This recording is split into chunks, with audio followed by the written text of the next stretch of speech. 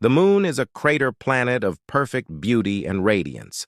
I wonder what would happen if the moon, which is 384,400 kilometers away from our Earth and is a satellite of our Earth, disappeared. Of course, romantic evenings wouldn't have a full moon. If there wasn't a full moon, there wouldn't be werewolves. Wait a minute, are they real? Of course they are not. All jokes aside, let's examine scientifically what would happen if our only satellite, which is almost always with us, as we revolve around our bright star in our solar system with a history of 4.5 billion years, disappeared. First of all, please don't forget to subscribe. The nights would be much darker. After the moon and all its remnants disappeared, the second brightest object in the sky would disappear. The sun is 400,000 times brighter than the moon at its brightest, and the moon is 14,000 times brighter than the next brightest object, Venus. Without the moon, there would be no obstacle to fend off the pitch darkness that covers the Earth at night. Eclipses would disappear. Whether we are talking about solar eclipses, total or partial, or lunar eclipses. When the Earth's satellite disappears, these extraordinary natural events will not occur. 3 celestial objects are required for the eclipse: the planet's satellite, and the planet's star. Unless our only natural satellite exists, it cannot enter the Earth's shadow. With the disappearance of the tides, the waves would weaken strong, and weak tides are driven by the moon. The sun has a very small effect on the waves we see every day. Especially the spring tides and the 15-day tides are the result of the moon's effect alone. Without the moon, there would only be waves a quarter the size of the spring tides. Axis imbalances would experience. The Earth rotates with a balanced axis. We are floating around the sun at an angle of 23.4 degrees. You may think that the moon does not have much effect on this issue, but this slope changes over tens of thousands of years. The lowest reaches 22.1 and the highest reaches 24.5. The moon is the only obstacle to the slope changing significantly. Planets without large moons like Mars experience much larger tilt changes, and the estimated tilt of a moonless Earth could reach up to 45 degrees. That is, the poles would not always be cold, and the equator would not always be hot.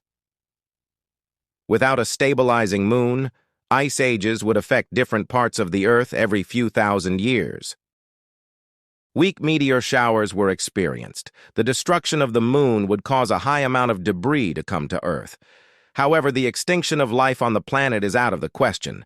Let's imagine that we disrupted the moon's gravity and caused it to explode from the inside. If the explosion was weak, the debris would form one or more new moons.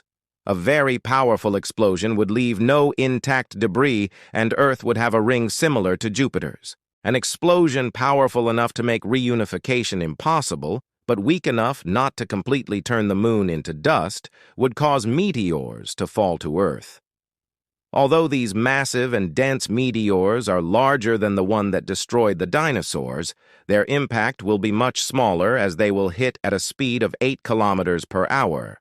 Let us remind you that the meteor that destroyed the dinosaurs had an estimated speed of more than 100 kilometers per hour. Our window, opening to the universe, would be closed. As far as we know, humanity is the only living species that voluntarily left its planet and set foot on another celestial body. One of the important reasons why we can do this is the proximity of the moon.